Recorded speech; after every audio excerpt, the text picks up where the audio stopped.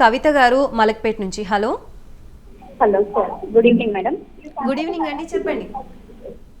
Madam మా వారికి కొంచెం హెల్త్ ఇష్యూ అయింది మేడం, బ్రెయిన్ స్ట్రోక్ లాగానే మేడం. ఓకే. అయితే ఎప్పుడో 6 years బ్యాక్ కింద పడింది మేడం. అది ఎఫెక్ట్ అయిందా లేకపోతే మామూలుగా టెన్షన్స్ వల్లనో ఏదో ఫైనాన్షియల్ టెన్షన్ ఏదో. ఓకే. అయితే మేడం తను ఇప్పుడు 1 year బ్యాక్ అండి, ఇది జరిగింది 1 year బ్యాక్. ఓకే. ఇప్పుడు ఇంకా బెడ్ పైనే ఉన్నారు మేడం. మామూలుగా ఎప్పుడు లేచి కొంచెం స్టాండ్ పట్టుకొని నడవడానికి ట్రై చేస్తారు మేడం. ఓకే. ఓకే. సో ఇదే అండి, ఇప్పుడు మీరు 1 year అయిపోతే ఇప్పుడు మనం స్టార్ట్ చేసిన థెరపీ లేట్ అవ్వచ్చు, కానీ ఇప్పుడు మీరున్న కండిషన్ కంటే 50-60% అయితే బెటర్ అవ్వచ్చు.